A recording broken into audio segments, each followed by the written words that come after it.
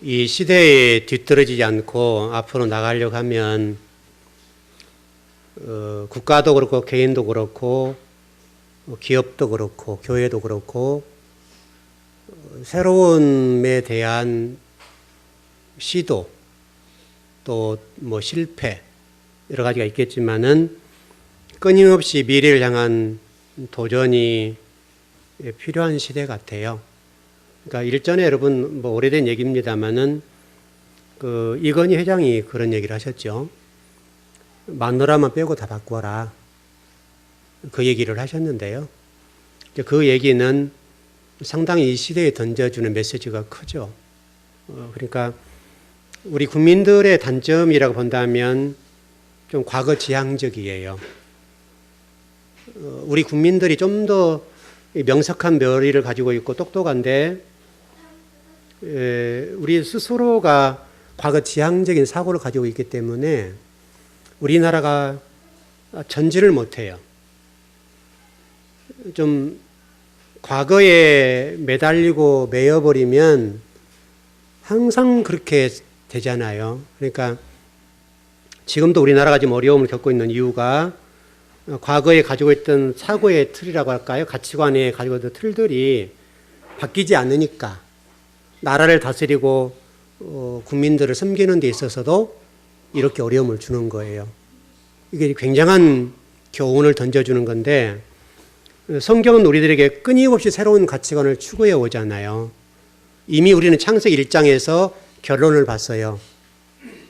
창세기 1장 1절이라고 하는 내용을 통해서 하나님이 어떻게 이 세상을 운행하실 것인가를 이미 우리는 배웠어요. 그러니까 하나님의 근본 의도하신 높으신 뜻과 계획을 진리 말씀을 배워서 그리스도를 머리로 만들고 또 그리스도처럼 되어서 하나님 나라를 완성하는 것 또는 백성이 되는 것 이런 것 같아요. 그런데 이 문제가 중요해요. 지금도 계속해서 이 문제가 우리에게 부딪혀오고 있고 이 문제는 일관되게 그 방향을 갈 거예요. 그러다 보니까 지금 나라와 또 이런 가치관 사이의 어떤 갈등이라고 할까요? 또 기득권층과 아웃사이더라고 하죠. 이 사이 갈등이 오고 있어요. 그러니까 이미 세상은 이 기득권 세력들이 오래전에 딱 틀을 만들어서 그 안에 갇혀 있어요. 누구도 못 들어오게 만들어요. 그 자기들만의 전유물로 끌고 나가는 거예요. 아웃사이더는 굉장히 어렵죠. 그러니까 자꾸 들어가려고 하던데 편입이 안 되는 거죠. 이번에 여러분 아시는 대로 트럼프 대통령 당선인이 아웃사이드라는 사람인데 이번에 좀 그를 뚫고 나갔죠. 이게 이제 미국 사회가 우리 던져지는 중요한 메시지예요. 그럼 우리도 앞으로는 기득권 세력들이 자신들의 어떤 누릴 것들을 위해서 그걸 어떤 쥐고 있으면 반드시 아웃사이드에 의해서 이렇게 침해를 당한다고 표현할까요? 그런 일이 있을 것이다 라고 얘기를 해주는 거예요. 성경은 이 부분에서 기존 가치관들을 무너뜨리고 계속해서 하나님의 나라를 세워나가는 쪽으로 끌고 나가실 거라고 봐요. 아마 그동안에 우리 오늘 본문의 말씀을 좀 정리해서 들어가 보면 오늘 본문의 말씀은 여러분 오늘 8장의 이 내용 자체가 이제 7번째 인을땜과 동시에 나팔장이 임하잖아요. 이걸 굉장하게 해석할 때에 공포감과 두려움을 주는 말씀이었어요. 성도들이 이 본문 때문에 정말 많이 시달렸어요. 공포감을 느끼게 하고 두려움, 이것 때문에 신앙생활을 온전히 할 수 없는 본문이 되었어요. 그래서 성도들이 물론 그것 때문에 충성하는 부분도 있지만은 그러나 여러분 요한계시록이라고 하는 것을 제가 누차 말씀드리지만은 요한계시록은 공포에 관한 것도 아니고 두려움의 대상도 아니에요. 복음 중에 복음이에요. 그러니까 지난주의 말씀은 제가 일전에 신학적으로는 이제 표현이 좀 다릅니다만은 제 개인적으로 성경을 공부할 때 어떻게 느꼈는가 하면 인재앙의 6번째까지 지금 마쳤어요. 6번째가 맞춰지고 7번째가 오기 전에 중간에 이게 그 신학에서는 삽입구라고 그러고요. 저는 개인적으로 이것을 중간 계시라고 봐요. 그러니까 이 중간 계시, 다시 말하면 하나님의 심판이 도래되어서 심판을 가하는 중간에 6번째가 끝나고 7번째가 도래될 때 이 과정이 시간이 좀 있어요. 이 시간이 뭐냐면 신학에서는 삽입구라고 그래요. 근데 저는 그것을 중간 계시라고 봤어요. 이 중간 계시에는 복음이 선포돼요. 그리고 그 복음 때문에 그동안에 신앙생활할 때 예수님을 안 믿던 사람들이 그 어렴풋이 들었던 말씀들이 기억나서 교회로 돌아오는 시간이에요. 그게 지금 이 삽입구 또는 중간 계시 역할이에요. 우리 지난 시간에 그걸 공부했어요. 오늘은 7번째 인을 떼는데 그 7번째 인을 땜과 동시에 나팔장이 와요. 그래서 좀 정리를 해보면 이런 구도예요. 인, 재앙이 하나, 둘, 셋, 넷, 다섯, 여섯. 그리고 이 여섯 하면서 공간이 생겼어요. 이 공간이 중간 계시예요. 그리고 7이 온과 동시에 7이라는 이 라인에 나팔장이 동시에 와요. 그리고 나팔장이 하나, 둘, 셋, 넷, 다섯, 여섯 하고 중간 계시가 있어요. 삽입구가 있고 7번째가 딱 된과 동시에 대접장이 있어요. 그 대접장이 하나, 둘, 셋, 넷, 다섯, 여섯, 7. 이건 끝에 가버리죠. 더 올 게 없으니까. 이런 구도를 가지고 있어요. 그래서 계시록이 그 틀이에요. 이 틀을 이해 못하면 계시록은 해석이 안 돼요. 그래서 여러분들은 조금 전에 좀 설명드린 대로 이 나팔 재앙과 인재앙의 7번째 오는 상황, 이 상황이 같이 와요. 같이 오는데 그동안에 우리가 이 나팔 재앙과 인재앙 또는 뭐 대집장 마찬가지입니다만은 우리는 이 말씀들을 어떻게 이해하고 있는가 하면 우리에게 공포감을 주는 말씀을 이해를 했어요. 그래서 하나님 사람들이 할지라도 이거 잘못되면 큰일 난다. 이렇게 배웠단 말이죠. 그러나 오늘 본문은 그런 본문이 아니에요. 아주 중요해요. 여러분 오늘 1절을 봐보세요. 1절 봐보면 뭐라고 되어 있습니까? 거기 가운데 반 시간 정도 고요했다라고 되어 있잖아요. 나팔장이 와버렸죠. 그렇죠? 나팔장이 왔는데 반 시간 동안 고요했다 그래요. 이 내용이 아주 중요한 본문이에요. 여러분 이 상황을 정리를 해야 되겠는데 고요했다, 뭐 침묵했다 이런 얘기잖아요. 그런데 헬라어 단어라는 단어로 보면 이게 헬라어 단어가 시계. 마치 우리가 시계인데 발음이 좀 달라요. 제가 발음이 정확한지 모르겠는데 시자에다가 어이 개자. 여 개자가 아니라 어이 개자예요. 이게 시계. 이게 헬라어 단어예요. 근데 이 단어가 아주 중요한 단어예요. 무슨 얘기냐면 고요했다는 말은 단순하게 이것들이 예배드렸더니 조용했다 이런 말이 아니에요. 침묵했단 말이에요. 침묵이에요. 침묵하고 고요한 다른 얘기죠. 우리가 말할 수 있어요. 근데 침묵하는 거예요. 그게 조용한 얘기가 아니란 말이에요. 침묵했다. 그 얘기예요. 침묵이 흘렀다. 그 말. 도대체 왜 그러면 침묵이 흘렀는가? 라고 하는 거예요. 이게 지금 우리가 이 내용을 풀어가는 데서 아주 중요한 문제예요. 그러니까 인재앙과 나팔장이 같이 왔다고 그러는데 인재앙과 나팔장이 같이 오면서 이스라엘 백성들의 주님 뭐라고 말씀하시냐면 사도 요한에게 얘기한 거지. 실질적으로는 사도 요한에게 뭐라고 얘기하면 너 침묵해 그랬다고요. 그 뒤에 보면 나중에도 보일지 모르겠는데 그리고 요한이 막 뭔가를 설명하려고 그래요. 침묵 이렇게 한다고요. 왜 그러면 하나님은 사도 요한과 이스라엘 백성들에게 너희들 침묵해라 라고 말씀하셨을까요? 이게 이제 주목할 부분이에요. 왜 침묵해야 되는가? 자, 정리를 해볼게요. 일단 나팔 재앙이라고 하는 부분, 나팔이라고 하는 정리를 해야 이 나팔 재앙에 대해 정리를 할 수가 있어요. 여러분 성경 전체적으로 쫙 한번 봐보세요. 나팔이라고 하는 것을 상상해 보라고요. 나팔이 있으면 뭔 일이 있었어요? 나팔. 딱 떠올라야 돼요, 여러분들이. 여러분 구약성에 나팔을 할 때 뭐가 일어나요? 예? 전쟁. 그렇죠. 전쟁이 일어나요, 전쟁. 나팔하면 여러분 이스라엘 백성들 영화 같은 데 있죠, 여러분. 그 뿔나팔을 이렇게 불잖아요. 그 보초들 있죠. 보초들이 지금 전쟁은 그러지 않지만 과거 전쟁은 전쟁할 때 뭐죠? 보초병, 초병이 있죠.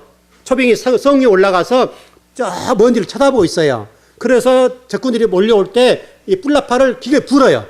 그럼 군인들이 쫙 나오는 거죠. 그 상황이에요, 지금. 그렇게 보는 것이 좋아요. 영화를 상상해서 여러분 더 보시면 될 것 같아요. 자, 그런데 우리 고린도전서 14장 8절을 봐봐요.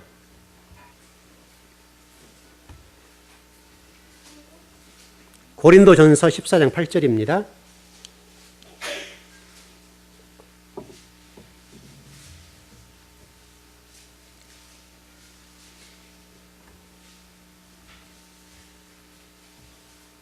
예, 같이 한번 합독하실까요? 시작.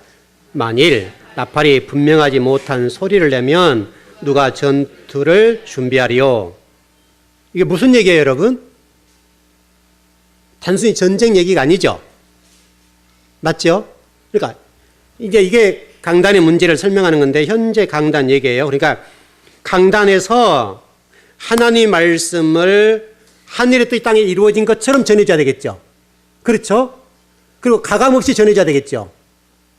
그리고 현실적으로 돌아와서 우리 보자고요. 현실적으로 돌아와서 한국교회 강단이 하나님의 뜻이 이 땅에 그대로 전해지냐 이거예요. 그러지가 않아요. 이게 문제예요. 그러니까 다시 설명하면 설교라고 하는 것들이 인간의 눈치를 보고 인간의 비율을 맞추는 그런 설교가 있다고요. 그래서 성경은 뭐라고 설명했어요? 이것을 가리켜서 벙어리개다 그랬다고요. 이스라엘 백성들이 선지자들에게 얘기한 거예요. 구약 성경 얘기죠. 구약의 선지자들을 향해서 주님이 뭐라고 말씀하셨는가 하면 너희들을 내가 선지자를 보냈다. 선지자를 보냈을 때는 어떤 상황이에요? 제사장들이 목회를 할 때란 말이죠. 제사장들이 목회하니까 안 된단 말이에요. 선지자를 보냈어요. 선지자를 보냈단 말은 제가 이미 여러분 설명을 드렸었어요. 하나님이 심판을 가하기 직전 얘기예요. 심판을 가하기 직전에 선지자를 보내서 너희들이 하나님의 뜻을 전해주어. 이거란 말이에요. 내가 전쟁한다. 너희들과 심판을 들어간다. 너희들 치러 들어갈 거야. 라고 하는 것을 설명해 줘 된다고요. 근데 선지자들이 뭐 했어요? 벙어리게 했다고요. 하나님의 뜻을 온전히 못 전해준 거예요. 하나님 답답하죠. 그래서 지금 벙어리개다라고 설명을 하는 거예요. 그리고 다시 설명은 분명히 하나님의 메시지를 전해줘야 되겠는데 엉뚱한 소리를 하고 있다 그 말이에요 지금. 왜냐하면 하나님 급한데 하나님이 원하신 하나님의 뜻이 전달되지 않고 인간적인 것들 소리가 전해지니까 하나님 막 답답하신 거예요. 왜? 왜냐하면 하나님이 칼이 오는데 무시무시한 칼을 들고 오실 텐데 죽여든단 말이에요. 근데 이스라엘 백성들이 그걸 모르고 있어요 지금요. 그러니까 하나님 답답하니까 선지자들에게 책망하시는 거예요. 너희들이 벙어리개야. 너희들 때문에 백성이 죽겠다. 지금 그렇게 말씀하시는 거예요. 그 상황을 여러분 이해하시면 좋을 것 같아요. 자, 우리 한번 요한계시록 11장 19절을 한번 보십시다.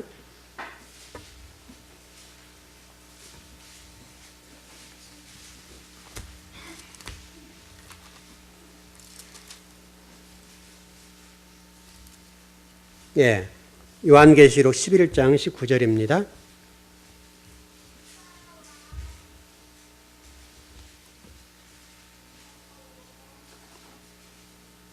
예, 같이 한번 더 합독하시죠. 시작. 이에 하늘에 있는 하나님의 성전이 열리니 성전 안에 하나님의 언약궤가 보이며 또 번개와 음성들과 우레와 지진과 큰 우박이 있더라. 여러분 주목해 보십시오.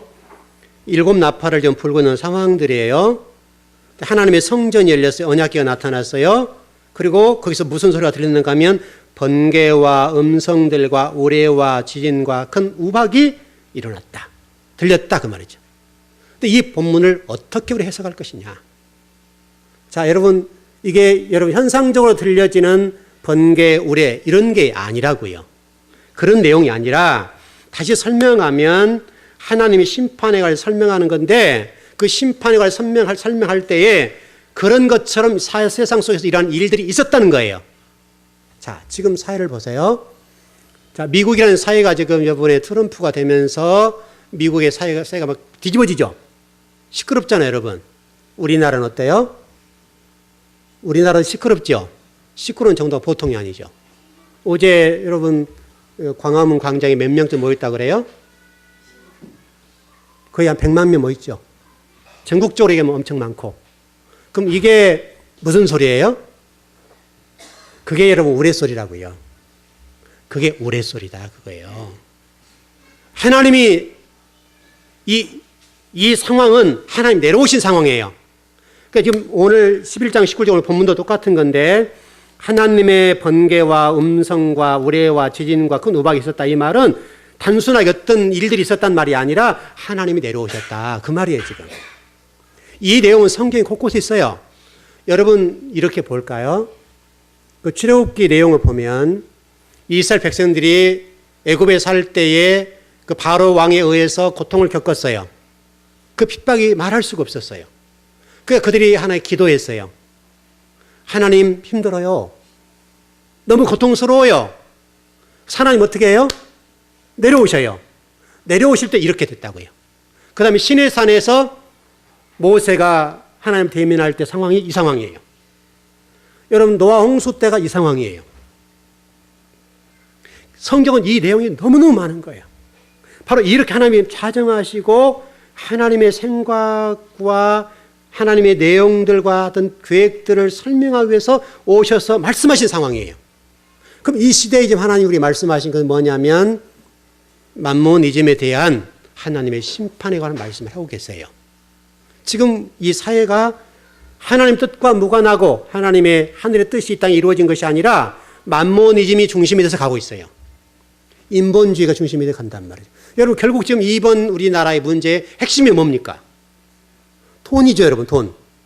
결국 돈의 문제라고요.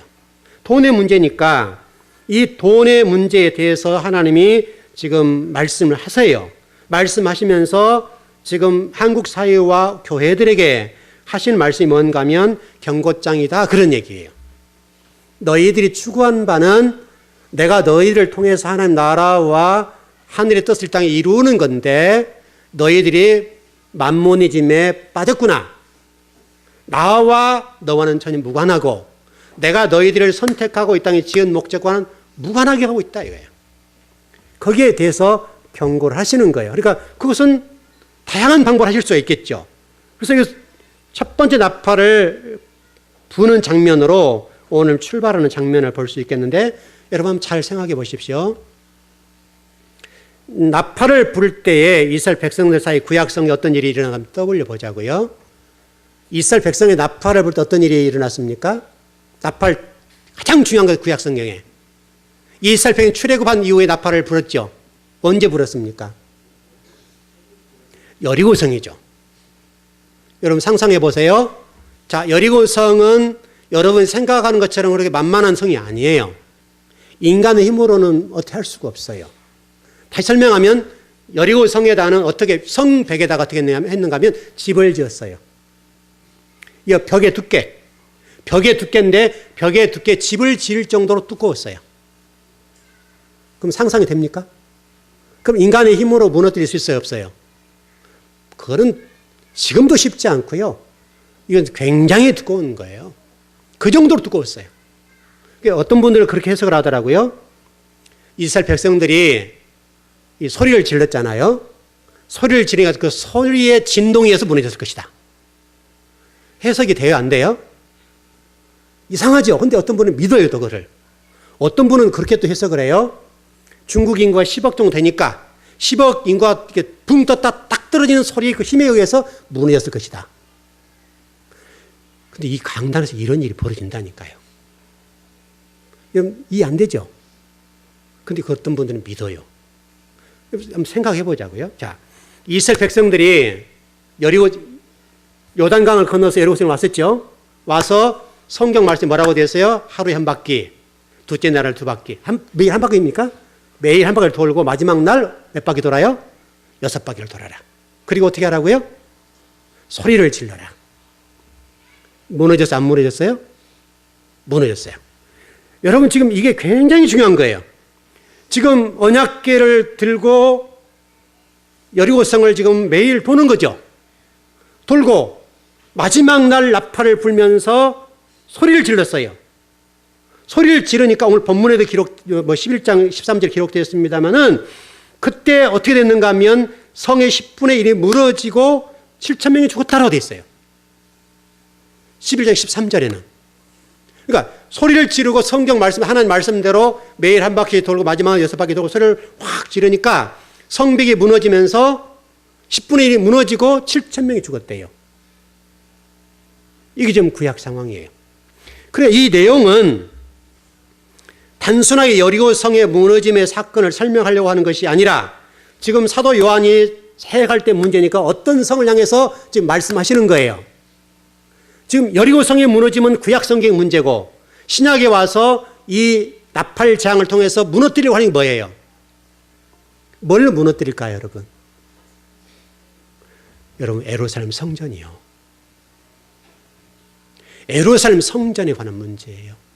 예루살렘 성전을 하나님 무너뜨리겠다는 거예요. 여러분, 유예기한을 한 40년 줬죠. 40년 유예기한을 주었는데 불구하고 안 되니까 무너뜨린 거예요. 이 내용은 우리에게 좀 적용을 시켜보자고요. 우리 교회를 좀 들어와서 보십시다. 그동안 한국 교회가 욕단의 후예로서 세계 EU 국으로서 선교하는 나라예요. 하나님 입장에서는 중요한 나라예요. 왜냐하면 욕단의 후예니까 하나님 셈족의 후예로서 하나님의 유일한 비전일 수 있어요. 하나님의 유일한 비전이 우리나라가 될 수 있겠고 한국 교회가 될 수 있겠는데 그동안의 한국 교회가 어떻게 흘러왔냐 이거죠. 기득권층에 의해서 한국 교회가 그들의 해석이 중심이 되고 그들이 그렇게 말하면 그게 맞는 거예요. 거기에 대해서 반기를 들면 찍어내리고 그래서 한국 교회가 그들에 의해서 떡줌으로 다들 왔어요. 좀 다른 소리만 내면 죽이는 거죠. 하나님 뜻과 무관하게 그렇게 흘러왔다고요. 바로 이 문제예요. 하나님이 지금 제3세력이라는 얘기 많이 나오는데 제3세력을 등장시켜서 하나님 나라를 세워가겠다. 여러분 1절에 이런 설교를 기억하시나요? 입이 둔한 자, 입이 뻣뻣한 자, 그런 자를 쓰시겠다고 했어 안 했어요? 번들하게 말 잘하는 자가 아니라 진리를 바르게 전하는 자, 그 자들을 쓰셔서 하나님을 세우겠다는 말씀하셨죠. 구약성에 있었잖아요. 그러니까 하나님 말씀을 대쪽까지 전하더라도 그 종들을 통해서 하나님의 나라를 세우겠다. 그 마지막 시대는 그들을 쓰겠다는 거예요. 그 얘기예요. 똑같은 얘기예요. 바로 그 부분에 관한 말씀을 좀 선언적으로 하고 계세요.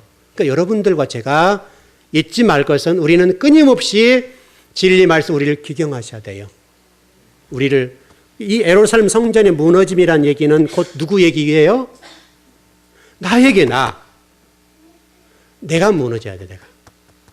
이게 단순하게 성전 얘기가 아니라 우리가 가지고 있는 기존 가치관들, 세계관들, 사고들, 근심, 걱정, 염려, 온갖 것들 있잖아요. 어떻게 보면 인간적으로 뭔가 해보려고 하는 것들 있잖아요. 그 모든 것들을 내려놔야 된대. 그걸 하나님 무너뜨리겠다는 거예요. 그걸 무너뜨린 자가 하나님의 주역이에요. 그래서 하나님을 통해서 그들을 통해서 하나님 나라를 세워가겠다는 것이 첫 번째 나팔제왕이에요. 이게 중요한 거예요. 자, 두 번째로 들어가 볼까요?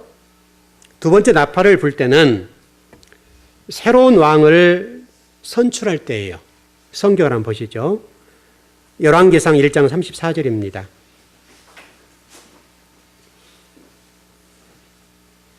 열왕기상 1장 34절입니다.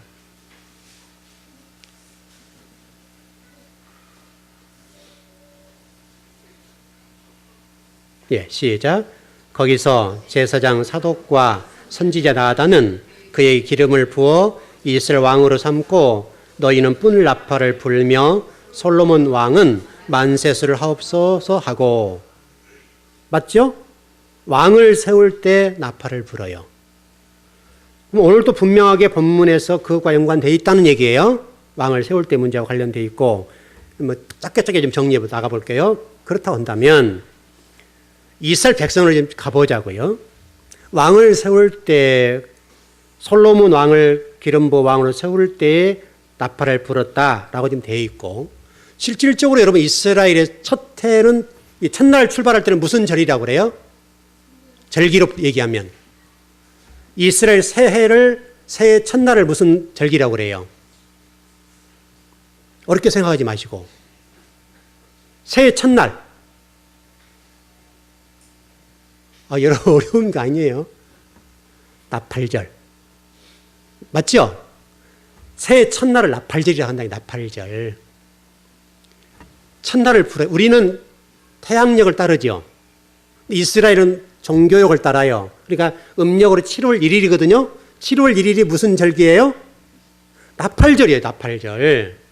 나팔절이 이스라엘 새해의 출발이에요. 그러니까 이 나팔을 분단 말은 새해 첫날을 알리는 말이기도 해요. 그러니까 우리나라가 이스라엘과 관계 속에서 절대로 못 이긴 게 뭐냐면 이 문제예요. 우리는 태양력을 따르고 이스라엘 백성은 종교력을 따라요.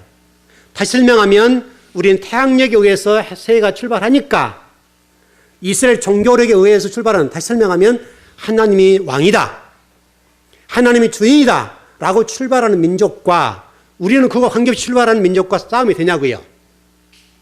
그래서 이스라엘 백성들을 우리가 이길 수 없어요. 왜? 그들은 종교력을 따르니까요. 그러니까 무의식 세계 속에 하나님이 주인이라고 하는 것을 심겨요. 우리는 실제로 새해 출발하면 새해, 그래서 새해 뭐 가지고 꿈을 꾸고 생각하고 구상한 복을 받겠지 이 생각이잖아요. 근데 이스라엘 백성들은 새해 출발 나팔절이니까 실제로 나팔을 분단 말이에요. 뿔나팔을 부니까 그들 생각 속에 하나님이 주인이다 이렇게 출발하는 거예요. 전혀 달라요. 전혀. 그 상황이에요. 그래서 이스라엘 백성들이 우리와 관계 속에서 보면 그들은 예배적인 가치관과 하나님 중심적인 가치관을 가지고 있기 때문에 우리가 그들을 이길 수가 없어요. 이 가치관의 문제 때문에요. 자, 정리를 해보겠습니다. 오늘 여기 지금 솔로몬 왕을 기름 부었다.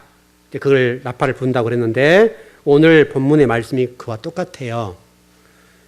침묵하라고 그랬는데 침묵하라는 이 말씀 속에 들어있는 메시지가 뭔가 하면 이 땅의 주인이 나팔장을 불면서 얘기하시는 거예요. 이 땅의 주인이 누구다? 그리스도 예수시다. 그걸 선언적으로 말씀한 거예요.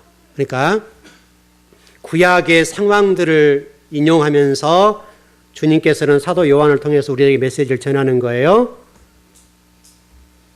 뿔나팔을 불 때에 이 시대의 주인은 당시의 로마 황제가 아니라 그리스도 예수다. 이걸 선포하는 거예요. 이 시대도 좀 동일해요. 이 시대에 지금 그리스도 예수가 주인이시면 간단하죠? 간단하잖아요, 여러분. 문제가 없잖아요.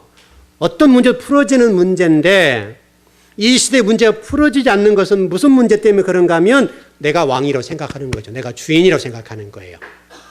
그러니까 이 시대의 문제가 풀어지지 않아요. 간단하잖아요. 예수님, 그리스도 예수께서 왕이다라고 선포해버리면 간단해요. 그리고 동시에 이 본문 말씀 속에는 지난주에도 설명드렸습니다마는 뱀을 머리로 하는 사람들의 끝의 열매는 어떤 거라고요? 패망. 그리스도 예수를 머리로 한 사람들의 끝에는 복된 삶, 구원의 문제가 있다. 영생 문제가 있다. 그리고 이 그리스도 예수를 통해서 오는 이 계보의 문제는 미약하다고 그랬어요. 그러나 뱀의 머리로 하는 이 계보의 문제는 아주 번성해요. 세상을 지배하는 것처럼 보여요. 그리고 그리스도 예수를 머리로 하는 사람들을 짓밟아요. 죽여요. 예수 그리스도가 죽였어요. 그러나 그 끝은 반대가 돼요. 이 문제를 좀 설명하는 거예요. 자, 세 번째로 넘어가 볼게요. 이 세 번째 나팔은 임박한 심판에 대한 하나님의 경고의 메시지예요. 자, 나팔을 분다. 이 말은 세 번째 나팔을 부는 거예요. 좀 정리를 해버리는 거예요, 여러분. 세 번째를 부는 세 번째는 심판에 관해서 설명하는 거예요. 자, 이렇게 보면 되겠죠. 여러분, 시대 상황이 그대로 드러나 있죠. 이 시대 상황 속에서 백성들이 들끓고 일어났어요. 백성들이 나팔이에요. 백성들이 나팔이 되어서 세 번째 선포하는 거예요. 지금 내려놔. 이런 얘기잖아요. 모든 권위를 내려놓고 인간에게 내려놔라. 그러면 살려줄게. 그 얘기잖아요, 지금. 그에 똑같은 거예요. 국가적인 회개 문제를 다루면서 지금 하나님이 백성들을 통해서 나팔이 되어서 이 시대에 불어요. 이 분 것을 들을 수 있어야 돼요. 이거 못 들으면 이제 어려워져요. 자, 이사야서 58장 1절 한번 보겠습니다.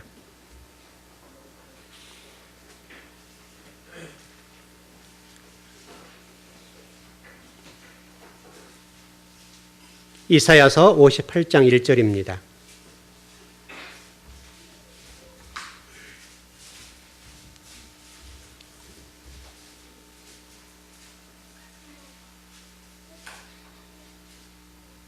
자, 시작. 크게 외치라. 목소리를 아끼지 말라. 내 목소리를 나팔같이 높여 내 백성들에게 그들의 허물을, 야곱 집에 그들의 죄를 알리라. 자, 계시록의 나팔을 분다는 의미는 죄를 알리고 회개를 촉구하는 장면이에요.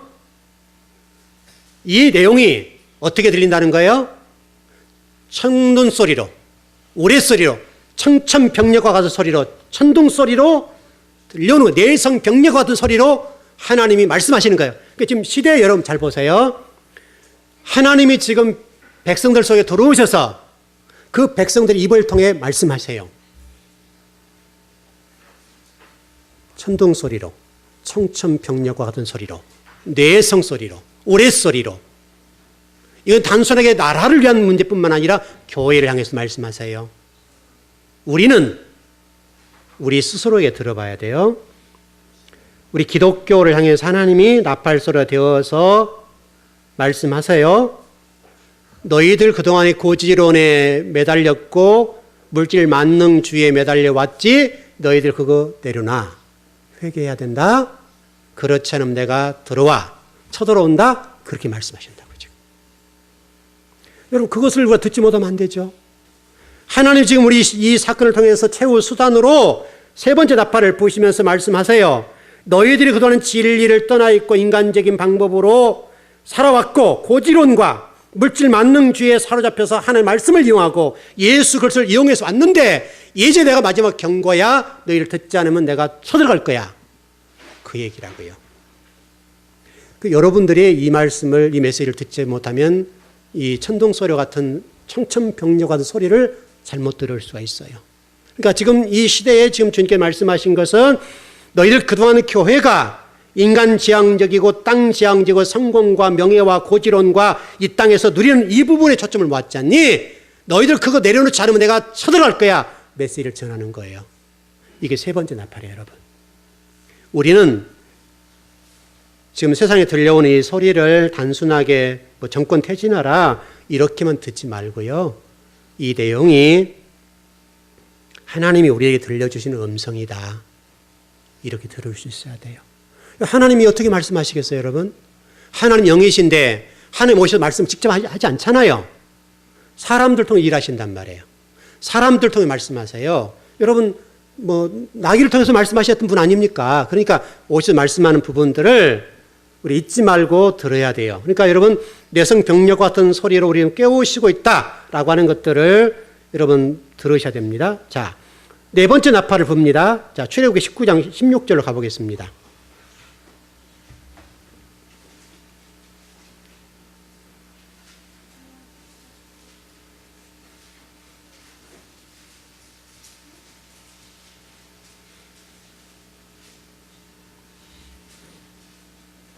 출애굽기 19장 16절입니다. 예, 시작. 셋째 날 아침에 우레와 번개와 빽빽한 구름이 산 위에 있고 나팔 소리가 매우 크게 들리니 진중에 있는 모든 백성이 다 떨더라. 주님 임재하신 장면이죠. 하나님 임재하시니까 백성들이 벌벌벌벌 떱니다. 지금요 우리가 지금 그 상황이에요. 지금 한국 교회와 우리들에게 말씀하시는 거예요. 너희들 지금 이 상황은 너희들이 이렇게 그럴 상황이 아니야. 너희들이 다리가 후들거려야 돼. 이 상황입니다. 뭐 다른 성경을 많이 있는데 뭐 시간이 좀 그러니까 다 찾아볼 수 없겠는데 내용들은 제가 주보에 올려놓을 테니까요.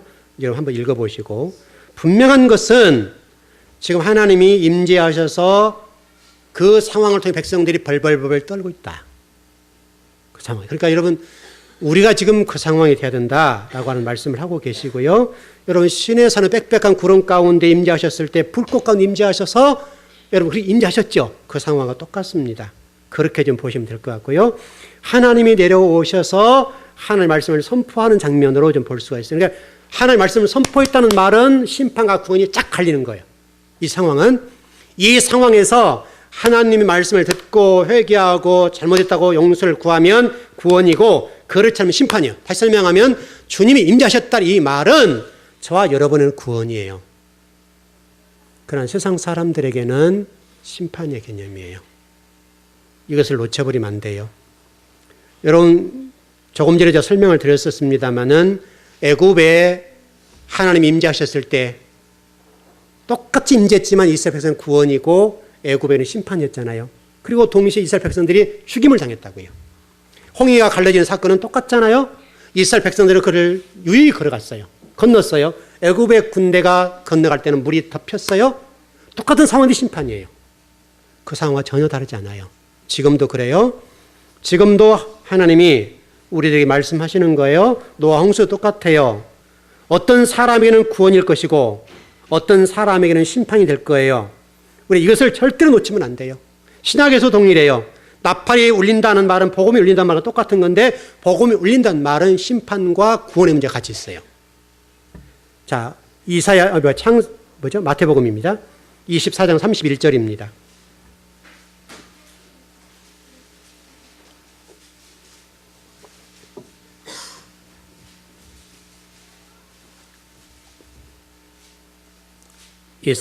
마태복음 24장 31절입니다. 예, 시작. 그가 큰 나팔 소리와 함께 천사들을 보내니 그들이 그의 택하신 자들을 하늘 이 끝에서 저 끝까지 사방에서 모으리라. 아멘. 주님께서 나팔을 통해서 복음을 전하시는데 전하심과 동시에 하나님의 구원의 장면으로 연결됩니다. 바로 이 내용들이 자, 이렇게 저를 좀 보시죠. 자, 마태복음 24장. 여러분, 제가 소계시록이라는 얘기를 해드리신 적 있죠? 소계시록. 소계시록이라는 말씀을 드렸는데, 요한계시록은 이런 책입니다, 여러분.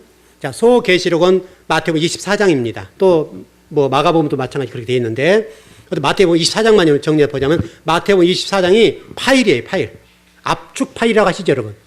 압축 파일인데, 압축 파일을 딱 이렇게 열어놓은 거, 그게 요한계시록이에요. 그러니까 마태복음 24장은 소계시록이에요. 예수님께서 종말에 관한 말씀이에요. 그것을 압축 파일로 딱 이렇게 해놨어요. 근데 그것을 사도 요한을 통해서 그를 해석해서 풀어놓은 거, 그것을 압축 파일을 풀어버린 거죠. 그게 요한계시록이에요. 요한계시록인데 요한계시록 지금 8장 1절, 오늘 출발이 그거예요. 그 24장을 풀어놓은 장면이 8장 1절에 관한 내용입니다.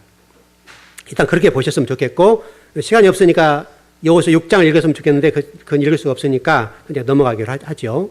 자, 중요한 것은 여기서, 자, 여러분 10절입니까 이게? 오늘 본문의 10절인지 모르겠는데 한번 봐보죠. 8장 10절입니까?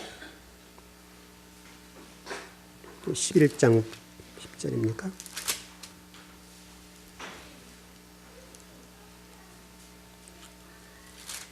예. 8장 10절 한번 보시죠.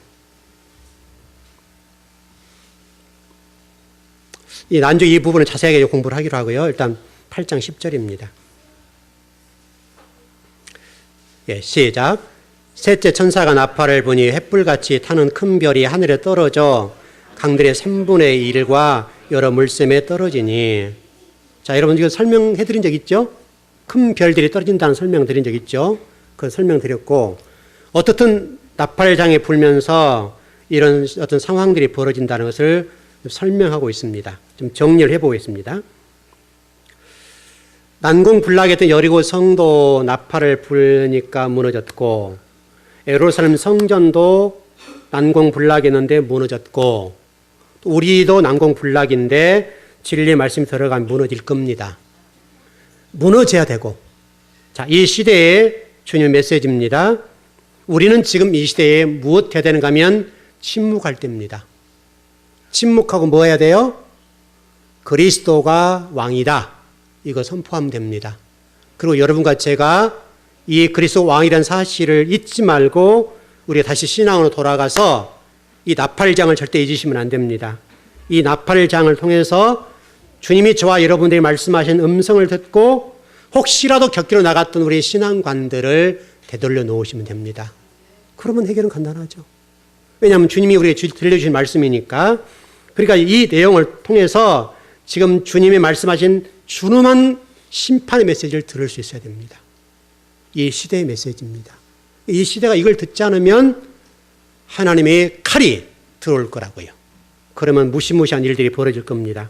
우리는 이미 그것을 알고 있고 보고 있으니까 적어도 우리 믿는 사람들은 이런 문제에 관해서 두려워할 것도 없고 공포스러워할 것도 없고 우리는 침묵하면서 주의 음성을 들었으면 좋겠어요. 여러분 시대의 소리를 들으세요. 이건 세상 사람들의 소리가 아니라 하나님이 지금 청천벽력과 같은 소리로 우리에게 말씀하신다. 그리스도를 향해서 그리스도인들을 향해서 지금 말씀하십니다. 너희들 말씀으로 돌아와라. 내가 그렇지 않으면 10%는 칼을 들고 너희들에게 진격할 것이다. 이렇게 들려져야 됩니다. 그러나 여러분들은 저 말씀을 배우는 분들이니까 뭐 그런 상태는 아니라 보겠습니다만은 그러나 우리는 들어야 됩니다. 그리고 여러분과 저는 이 시대를 향해서 기도하셔야 됩니다. 나라가 혼란스럽고 지금 엄청난 사건들이 많이 벌어지고 있습니다. 이 일들은 내성 병력과 같은 소리고 우리의 소리입니다만은 이런 당연히 주의 음성으로 들을 수 있어야 되고 우리 모두가 진리로 한 발짝 더 나가는 저와 여러분이 되었으면 좋겠습니다. 예, 기도하겠습니다.